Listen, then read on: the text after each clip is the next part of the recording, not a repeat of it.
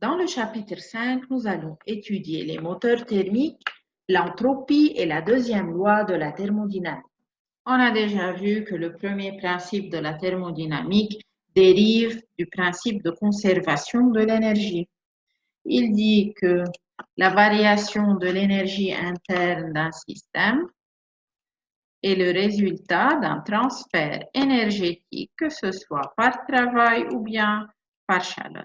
Mais ce premier principe reste incapable d'expliquer le sens d'évolution d'un système ou de distinguer les processus spontanés des processus forcés. Et le plus important est que le premier principe ne donne aucune restriction au type de conversion d'énergie possible et aucune distinction entre chaleur et travail. Prenons un exemple. On sait qu'il y a plein de systèmes qui peuvent transformer le travail complètement en chaleur. La plupart des systèmes mécaniques qu'on a vus transforment le travail en chaleur. Prenons l'exemple d'un pendule écarté d'un certain angle θ et qui oscille autour d'une position d'équilibre. Comme on le sait, il finira par s'arrêter.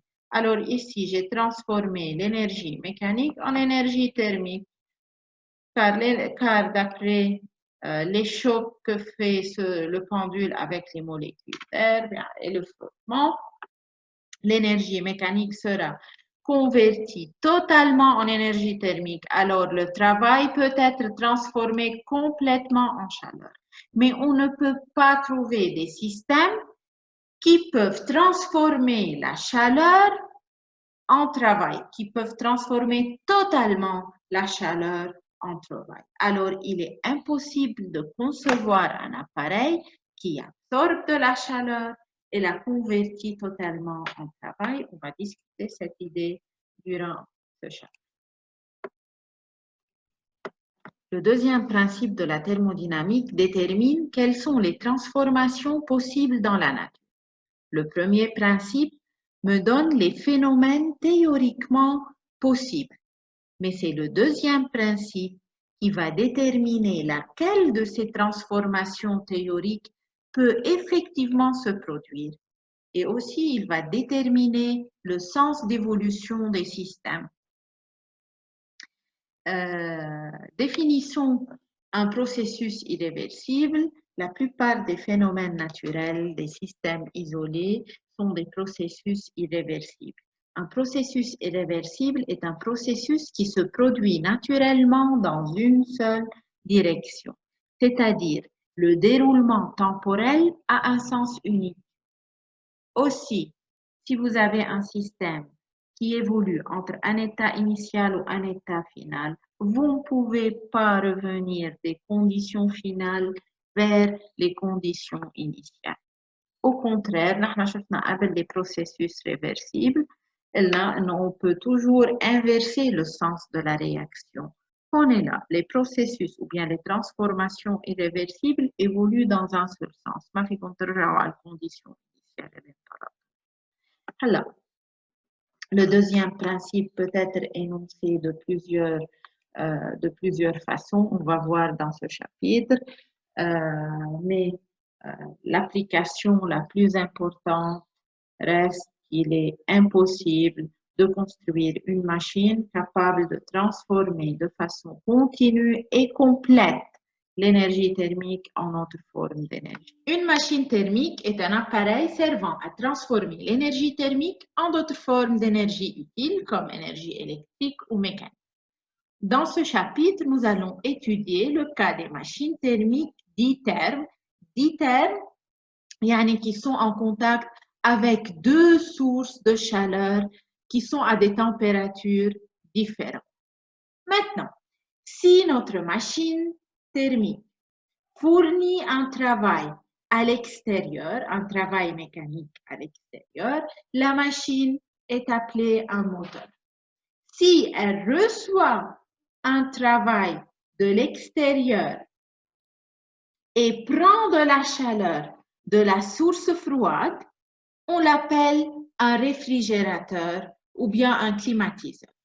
Si elle reçoit du travail et fournit de la chaleur à la source chaude, on l'appelle une pompe à chaleur. Toutes les machines thermiques fonctionnent selon le même principe. Un fluide subit des transformations cycliques au cours desquelles il échange du travail et de la chaleur avec l'extérieur. Ici, je représente une machine d'ITER. C'est un moteur puisqu'il fournit un travail vers le milieu extérieur. Okay? C'est un moteur en contact avec deux sources de chaleur. Une source chaude qui est à une température TC, une source froide qui est à une température TF. Dans le fonctionnement de toute machine thermique, on retrouve les étapes suivantes. Le fluide, qui est ici dans le moteur, reçoit une quantité de chaleur ou bien absorbe une quantité de chaleur de la source chaude. Je vais appeler cette quantité de chaleur QC, Q chaude. Il fournit un travail au milieu extérieur, que je vais appeler W fourni ou bien W de la machine, et qui rejette une quantité de chaleur vers la source froide, que je vais appeler QF. La machine ayant un fonctionnement cyclique, alors les variations de son énergie interne sera nulle. Vous avez le même état initial et final. Alors, delta E interne est égal à 0. Elle est égale à W du cycle plus Q du cycle. On a déjà vu que W du cycle, c'est moins le travail fourni par le gaz. Alors, c'est moins W fourni par la machine plus Q du cycle. Alors, ici, on aura Q du cycle sera égal au travail fourni ou bien le travail de la machine. Q du cycle, c'est la somme de tous les Q que vous avez échangés durant ce cycle. Dans le cas de notre moteur d'ITER, regardez, j'absorbe, on est le fluide, il absorbe une quantité de chaleur QC, alors c'est plus QC, et il rejette une quantité de chaleur QF, alors c'est moins QF. Alors la somme des Q sera QC moins QF. Une petite remarque ici, il faut faire attention, QC et QF sont des valeurs positives. OK? يعني إذا بتحطوا QC plus QF ترجعوا بتحطوا le QF négatif, OK. بس c'est plus facile de considérer toujours que QF et QC comme étant des valeurs positives et mettre QC moins QF comme étant la somme des Q. Alors, la machine accomplit un travail égal à la quantité de la chaleur nette qu'elle absorbe. يعني هون vous avez fourni une chaleur QC ou كبيتوا une chaleur QF. QC moins QF هي quantité de chaleur que vous avez absorbée. OK? هي chaleur que vous avez absorbée حولتوها لترافاي mécanique. Alors, la machine accomplit un travail égal à la quantité de chaleur nette qu'elle absorbe, اللي هي QC moins QF. On est aussi, vous pouvez calculer le travail fourni par la machine en trouvant l'air limité par la courbe dans le diagramme P. Le rendement thermique d'une machine est le rapport entre le travail fourni et la quantité de chaleur absorbée. On a vu que le travail fourni, le travail de la machine, est égal moins W du cycle, ou c'est égal QC moins QF sur QC. Alors, c'est 1 moins QF sur QC. Alors, le rendement, c'est quoi? C'est le rapport entre ce que l'on obtient divisé par ce qu'on paie. Prenons comme exemple le moteur de votre voiture. OK, vous payez le prix du combustible. Vous بتعبوا combustible, تحرقوه, بصير عندكم une source chaude.